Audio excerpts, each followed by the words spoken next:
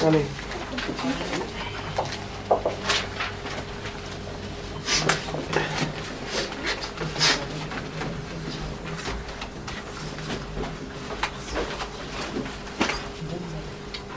Dios le bendiga, amados hermanos. Quiero saludarlos a cada uno de ustedes en el precioso nombre de nuestro Señor Jesucristo que está presente. Amén. Y quiero llamar su atención en el libro de Timoteo, 2 de Timoteo, capítulo 3, versos del 1 al 5.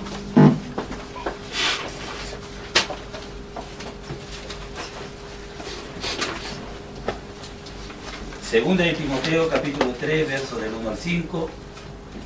Dice la palabra de Dios así: también debes saber esto, que en los postreros días vendrán tiempos peligrosos, porque habrá hombres amadores de sí mismos, ávaros, vanagloriosos, soberbios, blasfemos, desobedientes a los padres, ingratos, impíos, sin afecto natural, implacables, calumniadores, intemperantes, crueles, aborrecedores de lo bueno, traidores, impetuosos, infatuados, amadores de los deleites más que de Dios. Amén. Quiero hacer una pequeña oración antes de traer este tema. Inclinemos nuestros rostros y pidamos la bendición a nuestro Señor por su palabra. Amado y bondadoso Padre Celestial, te agradecemos infinitamente una vez más en esta tarde gloriosa que a ti te plació, Señor, reunirnos delante de tu santa presencia. Hemos tomado tu palabra con mucha reverencia en esta tarde y pedimos que seas tú, Señor, el gran Espíritu Santo, trayendo, Señor, la unción, trayendo la enseñanza, trayéndonos la revelación de tu palabra, Padre, porque hemos venido a ser bendecidos, a ser, Padre Celestial, unidos con tu palabra en esta tarde. En el nombre precioso de tu Hijo amado Jesucristo pedimos todos estos favores. Amén. Amén.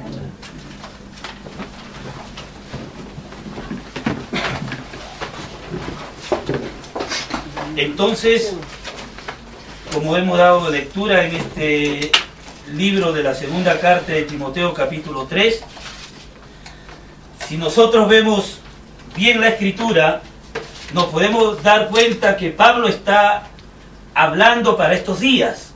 Él dice: también debes saber esto, que en los postreros días, o sea, en estos tiempos, en los días finales, vendrán tiempos peligrosos. Dice: porque habrá hombres amadores de sí mismos, ávaros, vanagloriosos, soberbios, blasfemos, desobedientes a los padres, ingratos, impíos. Aquí el apóstol no se está refiriendo ni está hablando de la gente del mundo. Aquí el apóstol Pablo está hablando sobre gente religiosa dentro de las iglesias denominacionales. Por eso dice la escritura: desobedientes a los padres, impíos. Está hablando de nuestros padres apostólicos, hablando espiritualmente, y está hablando de gente impía. Un impío no es una persona que está en el mundo, un pecador. Un impío es una persona religiosa, una persona que, habiendo conocido la palabra, está en desobediencia de la misma. Es como un apóstata. Un apóstata es uno que ha retrocedido, que ha conocido la verdad y ahora se ha apartado, ha dejado los caminos rectos del Señor. Si nosotros seguimos leyendo, la palabra dice: sin afecto natural, implacables, calumniadores, intemperantes, crueles, aborrecedores de lo bueno. Sabemos que solamente existe algo bueno y eso es Dios. Dice: traidores, impetuosos, infatuados, amadores de los deleites más que de Dios. Y en el versículo 5 es donde quiero hacer énfasis. Dice que tendrán apariencia de piedad. O sea, hablando de gente religiosa, que tendrán apariencia de piedad, mas negarán la eficacia de la palabra de Dios. Nosotros sabemos que estamos en la dispensación de la gracia. La Biblia nos enseña que hay 7 dispensaciones. La dispensación de la inocencia, la dispensación del gobierno humano, la dispensación de la ley, la dispensación de la gracia, la dispensación del reino. Ahora estamos en la dispensación de la gracia. Y según el libro de Apocalipsis, capítulo 2 y capítulo 3, Juan escribe sobre 7 iglesias, pero no está hablando únicamente sobre 7 iglesias históricas, sino que está hablando también de 7 iglesias proféticas. Hoy nos ha tocado vivir nosotros en la última edad de la iglesia llamada la iglesia de la Odisea. Si usted lee Apocalipsis capítulo 3 del verso 14 al 25, usted se va a dar cuenta de la característica de la iglesia de este tiempo. Ahora yo no estoy hablando de la iglesia que se va con el Señor. Usted sabe que en el libro de los Cantares dice, muchas son las doncellas o las concubinas, pero una es la amada mía, una es la escogida. Yo no estoy hablando de esa. Yo no estoy hablando de la iglesia que está en obediencia a la palabra de Dios. Estoy hablando de la iglesia en general. Así como en el año 325, en el reinado de Constantino, en el concilio de Nicea, se fundó la iglesia católica apostólica romana, y de ahí salieron los protestantes, porque la Biblia dice en el libro de Apocalipsis capítulo 17, habla de una ramera, de una prostituta, de una infame, de una adúltera, de una fornicaria, de una jesuita, de un anticristo, de una iglesia religiosa llamada la iglesia católica apostólica romana, pero dice, ella es madre de las rameras, o sea, tiene hijas. Y las hijas son todas las iglesias protestantes que salieron de ella. Lutero vino con la primera reforma, trayendo el mensaje de justificación por la fe, pero luego la iglesia cayó y se organizó, se denominó y se desvió de la reforma, la iglesia luterana. Si Lutero se levantara hoy de la tumba y viera cómo está la iglesia luterana, le va a dar ganas de volverse a morir. Lo mismo Wesley y lo mismo todos esos grandes reformadores, porque la iglesia está en una condición, hermano, como lo muestra proféticamente el libro de Apocalipsis capítulo 3, versos 14 al 25. Está tibia, está ciega, está desnuda, está miserable, y lo más tremendo es que ni siquiera lo sabe. ¿Se da cuenta? Por eso dice en Apocalipsis 17, dice, madre de las rameras, porque tiene hijas. Y son todas estas iglesias protestantes denominacionales, hasta la misma pentecostal, que salieron de ella. Usted sabe, cuando Juan ve esta ramera, esta infame, esta anticristo, esta jesuita, esta espiritista, esta hechicera, esta fornicaria, dice que la mira con gran asombro porque la ve embriagada de la sangre de todos los mártires. Y es que está registrado en sus propios libros de la martirología romana que la iglesia católica apostólica romana mató más de 68 millones de personas, registrado en sus propios libros, solamente porque no creyeron ni siguieron sus enseñanzas y no se unieron a ella. Esos son los que están registrados nada más. ¿Qué de todos los que mataron y no están registrados? ¿Y qué de todas las personas que ha matado espiritualmente con sus herejías, con sus falsas enseñanzas? Y lo mismo ha hecho la iglesia protestante. ¿A cuánto no mató la iglesia protestante? ¿A cuánto no mataron los pentecostales, los bautistas, los metodistas, los luteranos? La iglesia bautista mató a José Smith de la iglesia mormona. Claro que ese hombre estaba errado, pero nadie tiene el derecho de matar a nadie. ¿A cuántos no ha matado? Por eso Juan cuando la ve queda asombrado. Y el ángel dice, yo te diré el misterio de esta mujer. Esta es la que se ha embriagado con toda la sangre de todos los mártires y todos los santos de Jesús. Y de ahí salieron los protestantes. Y ahora las hijas están volviendo a la madre para que se cumplan las profecías bíblicas. Por eso existe este gran concilio ecuménico. No solamente aquí en Chile, sino en todo el mundo. El concilio ecuménico, a donde las hijas se están uniendo nuevamente, están regresando nuevamente a Roma, porque todas las falsas enseñanzas, todas las herejías, toda la apostasía, toda la religiosidad, todo viene de Roma. ¿Se da cuenta usted? Es por eso que el ángel escribe en Apocalipsis 3:14 para adelante, una iglesia ciega, miserable, desnuda. Y el ángel dice, yo te aconsejo que de mí compres oro refinado en fuego para que te vista de vestiduras blancas y no se descubra la vergüenza de tu desnudez. Está desnuda la iglesia de la Odisea. Desnuda porque no está vestida con el traje de la palabra de Dios que la va a llevar a la boda del Cordero. Está desnuda, está ciega, está miserable, y Pablo está escribiendo aquí la condición de todo este grupo de personas que se encuentran dentro de las mismas denominaciones, hombres con apariencia de piedad. Pero usted sabe que a veces los actos hablan más fuerte que las palabras. Pastores parados en los púlpitos, casados y divorciados 3, 4 veces. ¿Se da cuenta usted? Cuando la palabra dice que hay 18 requisitos para un pastor, y el primero es que sea marido de una sola mujer.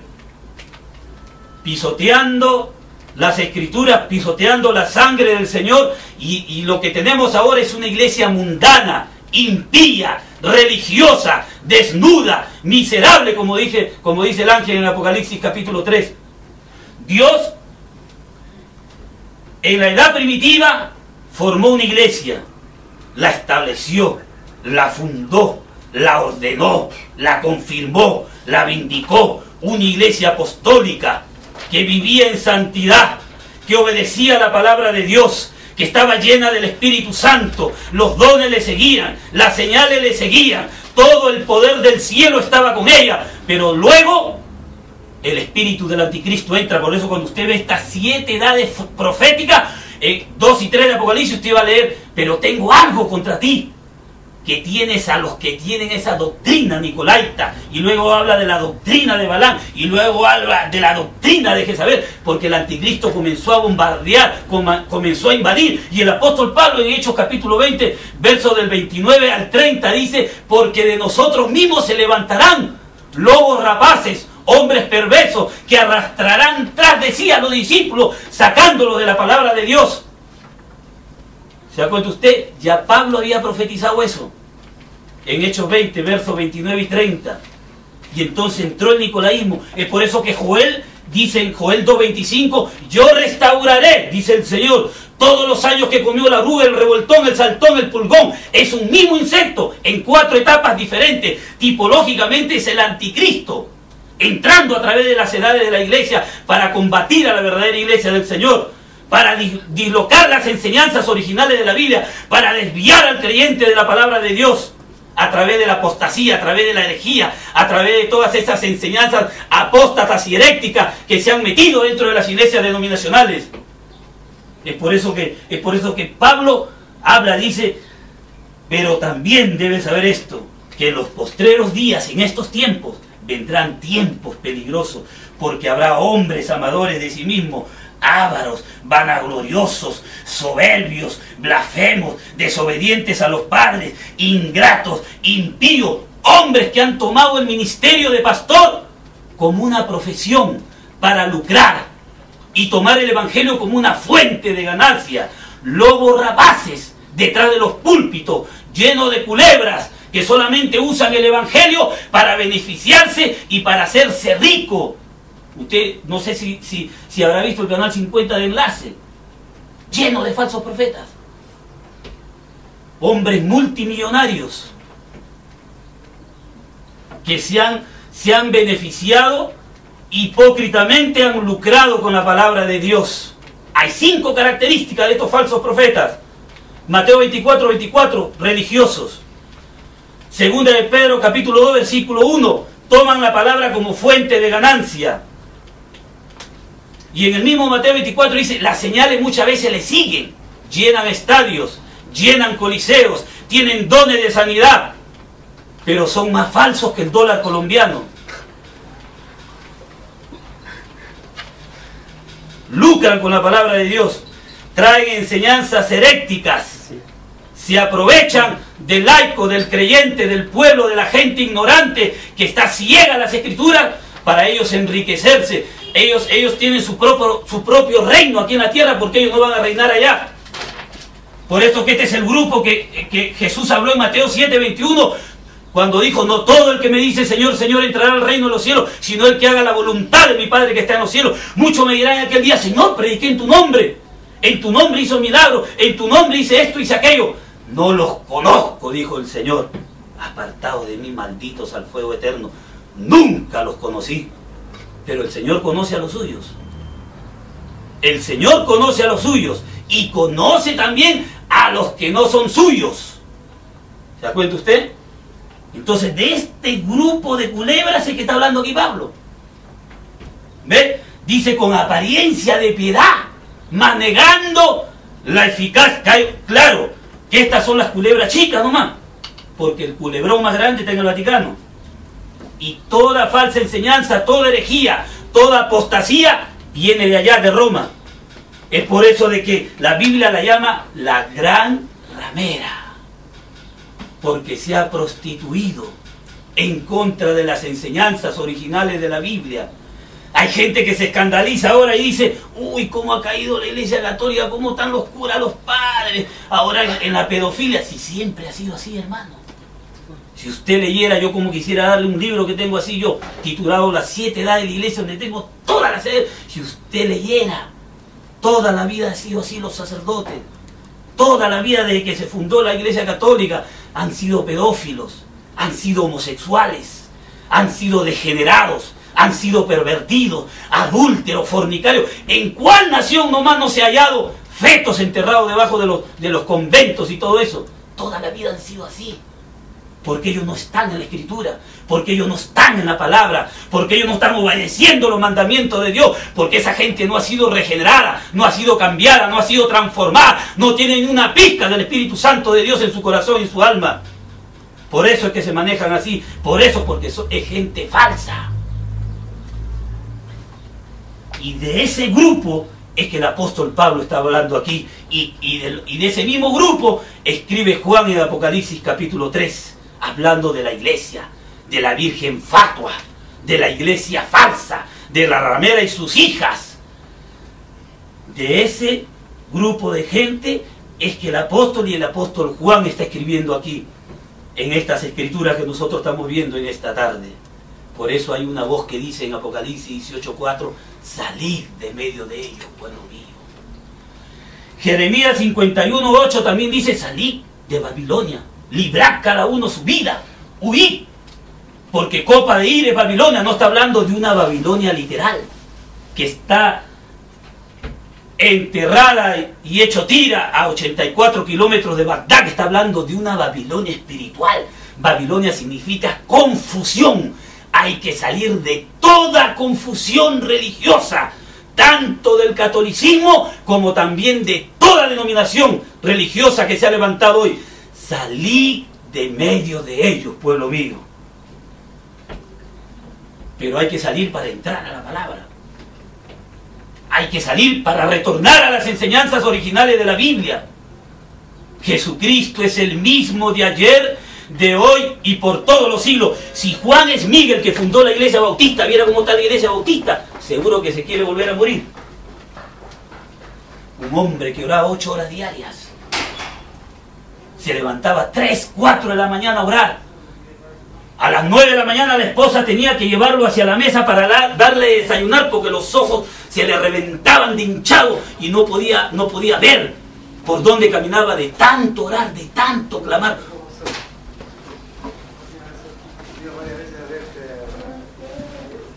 Hombres santos de Dios, hombres consagrados. Es por eso que en Hechos 5:32 dice, el Espíritu Santo le ha dado Dios a los que le obedecen, hombres obedientes a la palabra de Dios. Esa palabra santidad, sin santidad nadie verá al Señor. Esa palabra santidad viene de una raíz griega, significa limpio y apartado para el servicio del Señor. Limpio y apartado del mundo, porque no somos del mundo. Esa palabra mundo en el Nuevo Testamento viene de la raíz griega que se escribe cosmos, que es el sistema político y religioso. Por eso Juan, cuando ve esa bestia de Apocalipsis 13, la ve con 2 cuernos, política y religión, con apariencia de piedad, sí, porque representa a los Estados Unidos de Norteamérica, pero hablaba como dragón. Por eso que está en Apocalipsis 13.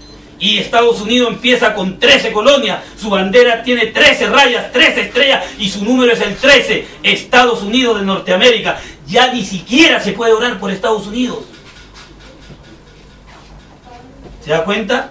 Ahora Estados Unidos está viviendo de los impuestos que tiene que pagar de aquí a 40 años. El dólar no sirve, el euro también está acabando. Lo único que tiene valor ahora es el oro, y todo el oro del mundo lo tiene el Vaticano. Y si quiere el Vaticano soluciona el problema monetario mundial allá en el centro financiero de Nueva York y toma el control económico, político, religioso a través de este gran concilio ecuménico que existe aquí y en todo el mundo. Y entonces comienza nuevamente la persecución. Y comienza nuevamente la Iglesia Católica a conquistar, a perseguir, a matar. ¿Se da cuenta usted? Porque eso es lo que hizo la Iglesia Católica en tiempos antiguos. Mató más de 68 millones de personas. Destruyó todas las iglesias cristianas. Mató hasta el último cristiano. Echó por tierra toda la verdadera doctrina del Evangelio hasta no dejar nada. Lo que dejó la oruga se comió el revoltón. Lo que dejó el revoltón se comió la langosta. Lo que dejó la langosta se comió el pulgón. Hasta dejar nada. Por eso Dios tuvo que mandar a Lutero para traer la primera reforma. Y luego tuvo que mandar a Wesley, porque Lutero trajo justificación por la fe, pero Wesley trajo sin santidad. Nadie verá al Señor. No era suficiente ser justo, sino que Dios quiere un pueblo santo también. Y no era suficiente la santificación, porque Dios derrama del Espíritu Santo en la calle Azusa número 312 en Los Ángeles, California. Y ese derramamiento del Espíritu Santo invade todo el mundo hasta el día de hoy. Porque hasta el Espíritu Santo se había ido de la tierra, el catolicismo había conquistado, había invadido todo. Todo era catolicismo en todo el mundo. Había destruido y había acabado con todo. Pero el Señor dijo, yo restauraré, dice el Señor. Yo restauraré todos los años que ha hecho tanto daño este espíritu de anticristo. Anticristo significa en contra de Cristo. Y si significa en contra de Cristo, significa en contra de la palabra de Dios. En contra de la palabra de Dios. Ahora Juan no solamente habla de un anticristo, Juan habla de muchos anticristos. Estamos llenos de anticristos ahora. Llenos de anticristos. Por la televisión, por las calles, por las noticias, por la radio, lleno de anticristo, lleno de herejes. Ese canal 50 de enlace, lleno de anticristo. El Cash Luna, el Benning Hill y todos esos falsos profetas con apariencia de piedad, falsos ungidos, que no tienen absolutamente nada de Dios en su corazón. Y la gente se deja mover por la sanidad. Hermano, la sanidad no se lo va a llevar al cielo. Jesús dijo, ni la carne, ni la sangre le dará el reino de Dios. Solamente el alma que pecare, esa morirá. Más importante la sanidad de tu alma que la sanidad física. Porque tarde o temprano esa persona que sanó de una sanidad divina se va a volver a morir de viejo o de otra enfermedad. Y el Señor dijo, ni la sangre ni la carne heredará el reino de Dios, pero el alma. Preocúpate tú por la sanidad de tu alma, que tu alma esté bien. Un gran hombre de Dios dijo una cosa bien importante y bien veraz. Yo preferiría estar errado en mi doctrina, pero estar bien en mi corazón. Porque de qué me valiera a mí estar bien en mi doctrina cuando estoy mal en mi corazón. Pero si yo estoy bien en mi corazón, el Espíritu Santo me va a guiar hacia toda verdad. Y eso es mucha verdad. Y nada más que la verdad. Lo más importante es estar bien con el Señor. Mire hermano, ¿qué si el Señor viniera en este momento? ¿Recuerda la historia que le conté del pastor que iba al monte a hacer su servicio? Y de pronto oye que alguien venía atrás, se esconde entre los arbustos y venía un hombre cargando un tremendo bulto y vio las huellas del Señor en el hombre y se acercó para ayudarle. Déjame, Señor, que te ayude, debe llevar los pecados del mundo. Ahí le dijo, no, son los tuyos nomás. Mire hermano, muchas veces estamos así. Tú sabes que hasta los pensamientos arriba se oyen más fuerte que las palabras. ¿Se da cuenta usted? Me gusta mucho la historia de la paloma, hermano. De esa paloma, esa historia de la vida real. Cuando los alemanes habían acorralado a los americanos en la Segunda Guerra Mundial en cierto lugar. Y ellos estaban como en una zanja ahí, en una zanja sin esperanza, sabiendo que las tropas se estaban acercando para matarlos a los últimos que quedaban. Y un soldado recordó que tenía un pichón, una paloma mensajera, y le ató un mensaje en la pata mandándolo al cuartel general para que vinieran en su ayuda.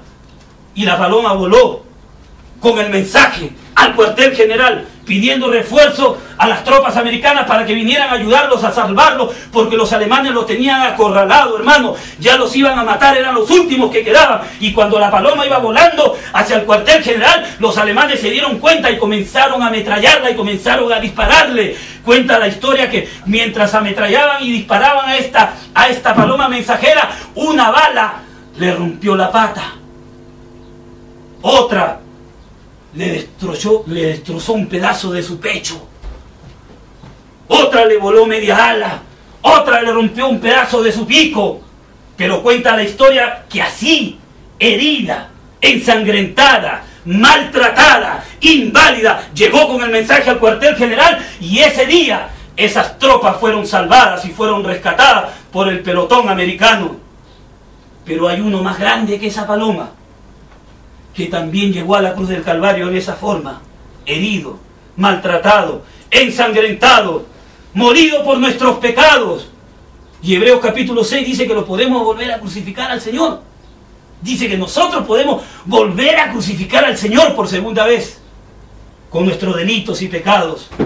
Esta generación ha crucificado, hermano, ha crucificado por segunda vez al Señor, no solamente con sus delitos y sus pecados, con todos sus dogmas y todos sus credos religiosos y denominacionales que tienen todas estas denominaciones falsas, todas estas vírgenes fatuas, insensatas, desleales a la palabra de Dios. Han crucificado por segunda vez al Señor, porque han crucificado la palabra de Dios. Queriendo ser sabios se han hecho necios, hermano. Creen que porque van a un seminario, van a un instituto, van a un monasterio, y termina más lejos de Dios que lo que ellos piensan. Más lejos de Dios a través de todas esas enseñanzas falsas teológicas. Dios no necesita eso, hermano. Dios necesita un pequeño hombre, humilde, sencillo, pero Él quiere ver que su corazón esté completamente rendido y dedicado a Dios. Con un solo hombre así, totalmente rendido a la palabra, a la presencia de Dios, Dios puede sacudir todo Chile de pecado, con uno solo. Si verdaderamente ve un corazón completamente rendido y dedicado a Dios. Dios siempre lo hizo con uno solo. Ahí vemos a Moisés, vemos a Elías con uno solo. Una vez Elías pensó que se había quedado solo y el Espíritu Santo bajó y le dijo: no temas, Elías, hay 7000 que no han doblado sus rodillas delante de Baal. Tú no estás solo. Siempre hay un grupo, siempre hay un cuerpo, siempre hay un pueblo, siempre hay una iglesia, hermano, que se va a parar por la palabra de Dios. Amén. Siempre va a haber.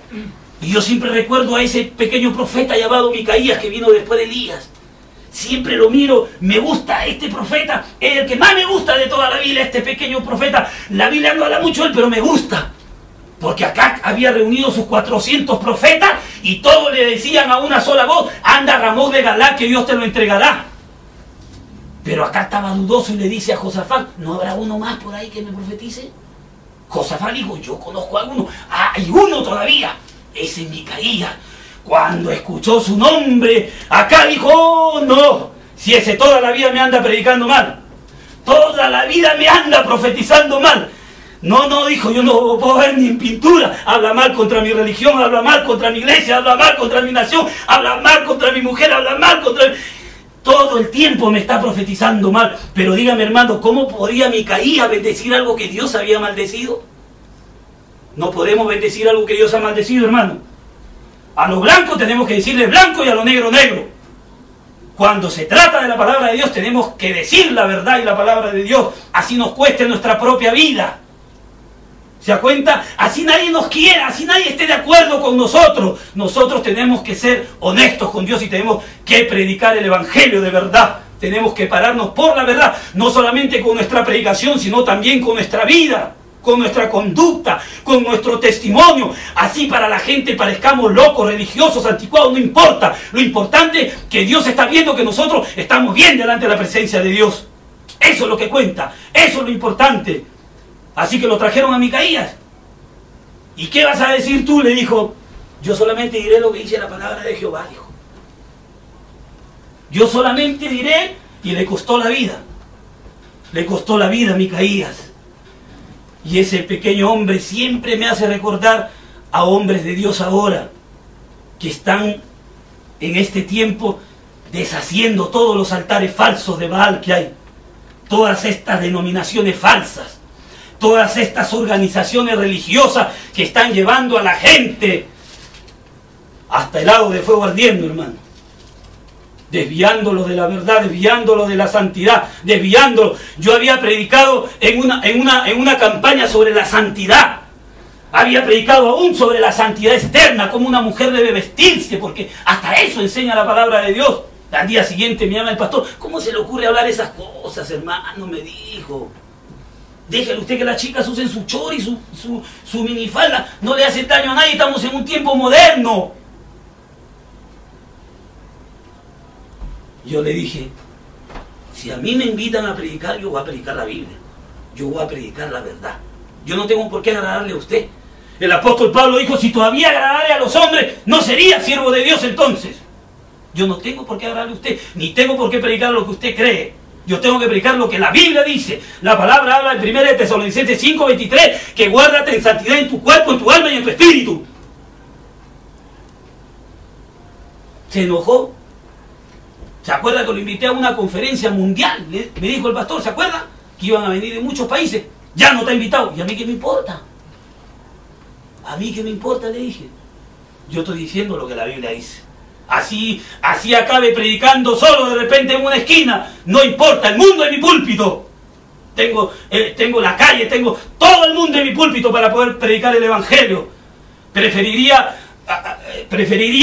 tener, si yo fuera pastor en mi iglesia, 5 personas, pero que sean personas renacidas, personas transformadas, cambiadas, regeneradas por el Espíritu Santo, a tener un montón de cerdos blancos en la iglesia, gente simpatizante, que en la iglesia son ángeles y fuera de la iglesia son demonios, gente simpatizante, que vienen a ocupar solamente un lugar en la iglesia y aquí cantan, alaban, adoran, oran como ángeles, y fuera de la iglesia están mintiendo, están robando, están estafando, están maldiciendo, están odiando, están engañando a la mujer.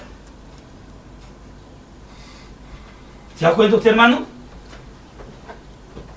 Muchos son los llamados, dijo el Señor, pero pocos son los escogidos. Por eso que a mí me gustan los grupos así pequeños, pero que haya creyentes genuinos. Porque el Señor dijo: donde están 2 o 3 congregados, yo estoy en medio de ellos. Y por último dijo: no temáis, manada pequeña, que a vuestro Padre le ha placido daros el reino. Y siempre recuerdo ese poema de ese gran poeta cristiano que fue inspirado. Y cuando la vida haya acabado aquí en esta tierra, la última oración hecha, las batallas terminadas, las armas colgadas, los humos disipados y las Biblias cerradas, y lleguemos en ese amanecer eterno y brillante más allá del sol, donde se reunirán los escogidos en esa gran mesa extendida de miles y millares de largos preparados para la cena, veteranos con cicatrices de batalla y lágrimas de gozo recorriendo su mejilla, y el rey saliendo en su belleza y santidad, limpiando sus lágrimas con sus propias manos, diciendo: ya no llores más, buen siervo. Ya no llores, Marco, ya no llores, Reinaldo. Entra al gozo de tu Señor. En poco has sido fiel, en mucho te pondré. Que Dios los bendiga a cada uno de ustedes, amados hermanos, en esta tarde. Que Dios nos ayude, hermanos. Amén. Amén.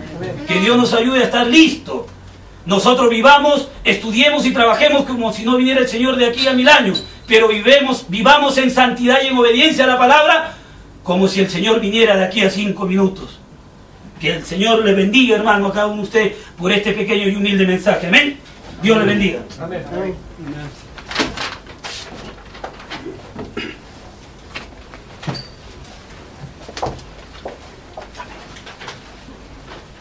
Gracias, hermano. Vamos a seguir con otro canto, el número 42. Hay cosas que...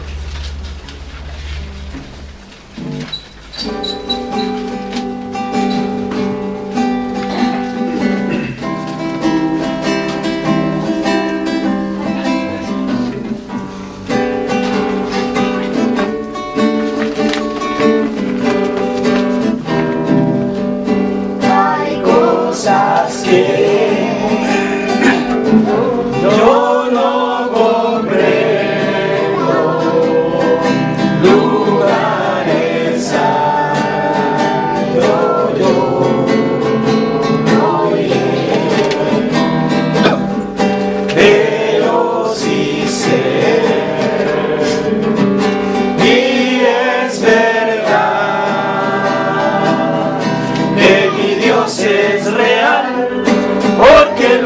cielo.